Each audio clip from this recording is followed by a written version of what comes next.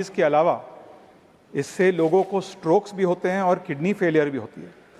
In fact बहुत कम parents को इस बात पर जानकारी है सर कि जो एक्सेस सॉल्ट इनटेक हो रहा है भारत में वो प्रोसेस्ड फूड्स की वजह से हो रहा है। एंड खास करके companies sometimes are targeting children. Very few parents may know that salt is added to biscuits, to cakes, to breakfast cereals, flavored milks, and even to Coca-Cola and colas. So मेरा एक specific suggestion और विनती है सरकार से कि आपका जो कैंपेन चल रहा है, जो जागरूकता अभियान चल रहा है, this is a very good campaign. It is across social media, it's educating consumers. But इसके अलावा I would offer two valuable suggestions. One is if we can mandate and work with industry to encourage food reformulation by industry so that they reduce the salt as a nutrient and ingredient in their foods. And secondly, which is a discussion going on in the public domain, if FSSAI Nadda ji could be instructed to have some form of front of pack labeling, at least with the nutritional information, if not what they call the graded system, the nutritional information, this will automatically allow consumers and specifically parents to make more informed choices before they go out and buy these products. Thank you. Honorable Minister. माननीय अध्यक्ष महोदय, माननीय सदस्य ने जो पूछा है उसके लिए केंद्र सरकार से माध्यम से ईट राइट इंडिया का कार्यक्रम भी चलाया जाता है कि जिससे सुरक्षित, स्वस्थ और टिकाऊ आहार को बढ़ावा देने के लिए एक राष्ट्रीय अभियान भी चलाया जाता है। उच्च वसा वाले नमक रोधी पदार्थों को कम करने पर जोर दिया जाता है और नमक का सेवन प्रतिदिन 5 ग्राम से कम सेवन करना चाहिए, इसकी भी जानकारी लोगों तक दी जाती है।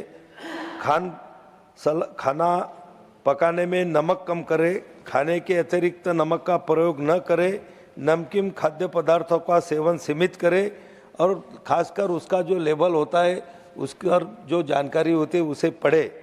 पोटेशियम से भरपूर फलों सब्जियों को बढ़ावा देना चाहिए।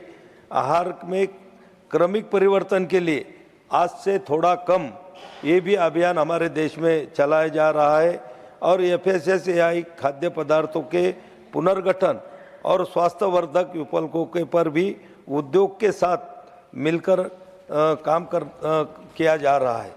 अध्यक्ष महोदय, आहार के संबंधी भी ICMR ने निर्देश भी जारी किए हैं कि जिसके लोगों तक पहुंचाने का काम हमारे स्वास्थ्य विभाग के कर्मचारियों के माध्यम से किया जाता है। अत्यधिक नमक उच्च रक्तचाप और हृदय रोग को प्रमुख जोखिम का कारक है।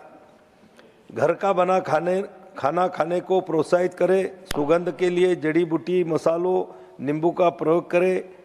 फल, सब्जियों, दालें और मेवे अधिक मात्रा में खाएं। उच्च जोखिम वाले समूहों को सख्त नियंत्रण और परामर्श की आवश्यकता होती है और कम सोडियम वाले नमक के विकल्प सहायक हो सकते हैं कि ये सभी जानकारी दी जाती है और ये प्रोग्राम चलाएगा। 5th supplementary, Shriman Kartikeya Sharma ji. Thank you, Chairman, sir. Whether the government has integrated reduction of excessive salt consumption as a specific objective under the Fit India movement and the targets of the outcomes achieved so far, especially for the children. Honorable Minister. अध्यक्ष महोदय, मैंने पहले जवाब देते हुए बताया कि fit India का कार्यक्रम भी हमारे देश में चल रहा है। आयुष विभाग के माध्यम से भी इसके ऊपर निरंतर हमारे कार्यक्रम चलते रहते हैं और ये दिशा निर्देश देने का काम हमारे मंत्रालय की तरफ से किया है। Now question number 33, Srimati Dharmashila Gupta ji. 33 पूरक प्रश्न। Honorable Minister. पटल पर रख देगा। First supplementary, Srimati Dharmashila Gupta ji. आदरणीय अध्यक्ष महोदय, सबसे पहले मैं अपनी सरकार का और स्वास्थ्य मंत्री जी का अभिनंदन करना चाहती हूं। जैसा कि माननीय आयुष मंत्री जी ने अपने उत्तर में कहा है कि बिहार में अभी कोई नया आयुर्वेदिक अनुसंधान केंद्र स्थापित करने का प्रस्ताव विचाराधीन नहीं है।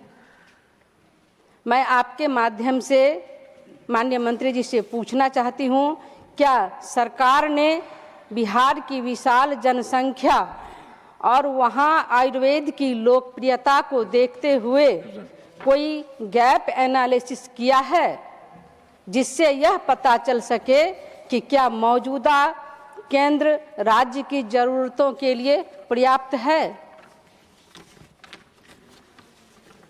Honorable Minister. अध्यक्ष महोदय, बिहार में सीसीआरएस के अनुसंधान गतिविधियों को बढ़ावा देने के लिए देश के लगभग 14 राज्यों में बिहार सहित 14 सीसीआरएस संस्थान के माध्यम से जनजातीय उपयोजना और जनजातीय स्वास्थ्य अनुसंधान का काम किया जा रहा है।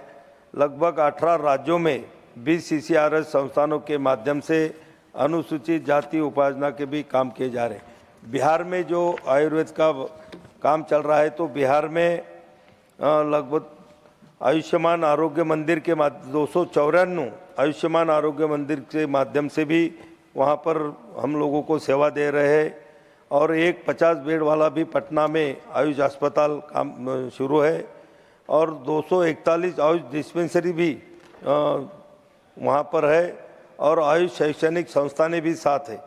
और अभी जो हमने सरकार के तरफ से जो अप्रूव किए गए हुए हैं, उसमें 50 बेड के लगभग 7 अस्पताल को अप्रूवल दिया गया है, और 10 बेड वाले 3 अस्पतालों को भी अप्रूवल दिया जा रहा है। और ये आयुष की जो सेवाएं है, लगभग 450 पीएससी के माध्यम से बिहार के लोगों को आयुष की सेवाओं का कोलोकेशन भी किया जा रहा है। Second supplementary Shrimati Dharmshila Gupta ji. आदरणीय अध्यक्ष महोदय, दूसरा पूरक प्रश्न, देश भर में कार्यरत 30 आयुर्वेदिक अनुसंधान केंद्रों के माध्यम से कई सहयोगात्मक अध्ययन किए जा रहे हैं।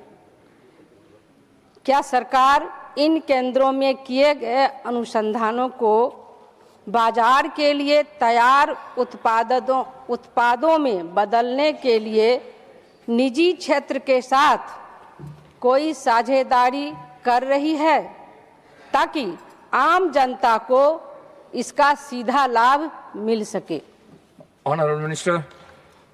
अध्यक्ष महोदय, सीसीआरएस के माध्यम से और उनके जो भी संस्थानें हमारे पूरे देश में चलती है, उनके माध्यम से अनुसंधान रिसर्च का काम की गति देने का काम ये पिछले 12 साल में आयुष मंत्रालय की स्थापना होने के बाद में बहुत ज़ोर से वहाँ पर काम हो रहा है। और वो जो हमारी प्राइवेट कंपनियां हैं, मैन्युफैक्चर जो है आयुष की दवा के निर्माण करने वाले जो लोग हैं, उनके भी साथ में बैठकें की जाती है, उनको भी मार्गदर्शन दिया जाता है, और उनको भी आयुष मंत्रालय के माध्यम से सभी दवाओं को लोगों को सहजता से पहुँच करने के लिए भी उनको मार्गदर्शन और मदद आयुष मंत्रालय की तरफ से की जाती है। थर्ड सप्लीमेंट्री रहेगा कृष्णैया जी। Respected Chairman, is there any proposal to establish Ayurveda Research Center in AP and Telangana? Because there is a lot of medical valued herbal plants and medical plants are there in AP and also in Telangana. More particularly Nallamala Forest and Tirupati Forest and Khammam Dandakaranya Forest. So many herbs having valuable medical values which cannot cure allopathy also. Even in kidney diabetes, there is no treatment in allopathy, but there is a valuable herbal plants are there in Ayurveda to treat the kidney damages. So it is essential to establish, I am suggesting the government to establish Ayurveda Research Center, because it is a Deshiya Vaidya Vidhana we established by a research center at Telangana and Andhra Pradesh. Thank you. Honorable Minister. माननीय सभापति महोदय, इन्होंने जो औषधीय medicinal plant के बारे में जो पहले प्रश्न में उन्होंने पूछा, तो हमारे आयुष मंत्रालय के माध्यम से NMPB नाम का जो बोर्ड है, तो निश्चित रूप से पूरे देश में जहाँ जहाँ पर मेडिसिनल प्लांट होते हैं कि उनकी खोज करना, उनका संशोधन करना और उनको हमारे आयुष की दवाई के लिए उपयोग में लाने का काम NMPB बोर्ड के माध्यम से पूरे देश में किया जाता है। अगर ऐसा कोई उनका सुझाव होगा तो निश्चित रूप से वहाँ पर भी जांच की जाएंगी। और आंध्र प्रदेश की में विजयवाड़ा में एक सीसीआरएस का नाला माला फॉरेस्ट के सर्वे अभी चालू है। आंध्र प्रदेश में सीसीआरएस के माध्यम से नाला माला फॉरेस्ट में सर्वे चालू है और तेलंगाना में भी हैदराबाद में ये सर्वे का स्टेशन चालू है। और आईसीएमआर के बारे में सीसीआरएस के बारे में भी जो इन्होंने यहाँ पर बताया, तो निश्चित रूप से देश भर में ऐसे कई राज्यों में है कि जो सीसीआरएस के सेंटर वहाँ पर रिसर्च किया जाता है। वहाँ से भी अगर राज्य सरकार से प्रस्ताव आएगा तो हमारा मंत्रालय विचार करेगा। फोर्थ सप्लीमेंट्री डॉक्टर अजीत कोपचडे जी। सभापति महोदय, मैं माननीय आयुष मंत्री जी का मोदी सरकार का अभिनंदन करना चाहता हूं। उन्होंने देश भर में आयुष एवं आयुर्वेद को वैश्विक पहचान दिलाने के लिए निरंतर ठोस कदम उठाए हैं। मैं माननीय मंत्री जी का धन्यवाद इसलिए देना चाहता हूं कि हमारा जो नांदेड़ है उसको उन्होंने सीजीएचएस का अस्पताल देकर हमारे गरीब लोगों का बहुत पुण्य उन्होंने प्राप्त किया है, इसलिए मैं उनका मन से आभार व्यक्त करना चाहता हूं। इसी तरह से माननीय मंत्री जी, हमारे मराठवाड़ा में जो नांदेड़ है ये एक बहुत ही पिछड़ा हुआ और खास करके सामाजिक और आर्थिक दृष्टि से ये पिछड़ा हुआ जिला है। यहाँ आदिवासी जिला भी कहा जाता है। प्रधानमंत्री जी का सबका साथ सबका विकास का मंत्र साकार करने हेतु नांदेड़ में समर्पित क्षेत्रीय आयुर्वेदिक अनुसंधान एवं जन स्वास्थ्य केंद्र, जिसको हम central council for research in Ayurvedic sciences के अंतर्गत सैटेलाइट आउटरीच अनुसंधान केंद्र स्थापित करने के लिए आपके सामने हमने राज्य सरकार की तरफ से भी आपको हम प्रस्ताव भेजेंगे। मैं आपसे ये प्रार्थना करता हूं कि जैसा सीजीएचएस अस्पताल आपने हमें नांदेड़ को दिया है, वैसे सीसीआरएस की भी बहुत मांग है, तो ये मराठवाड़ा के लिए बहुत लाभदायक हो सकता है। क्या आप इसके ऊपर विचार करके इस मराठवाड़ा के नांदेड़ शहर का विकास इसके माध्यम से करेंगे क्या, सीसीआरएस का? Honourable minister. महोदय, माननीय सदस्य ने जो बताया, तो नांदेड़ में आयुर्वेद के लिए अभी एक 50 बेडेड का भी हॉस्पिटल वहाँ पर अप्रूव्ड हो चुका है और नांदेड़ में एक हमारा ड्रग टेस्टिंग लैब भी वहाँ पर शुरू है। उनकी मांग जो है कि सीसीआरएस का सेंटर नांदेड़ में खोलने के लिए उन्होंने मांग की है। ऐसा कोई प्रस्ताव अभी हमारे मंत्रालय के पास में नहीं है। निश्चित रूप से अगर राज्य सरकार से आएगा तो फिर उस पर हमारा मंत्रालय विचार करेगा। फिफ्थ सप्लीमेंट्री श्रीमान कोला बाबू राव गारू।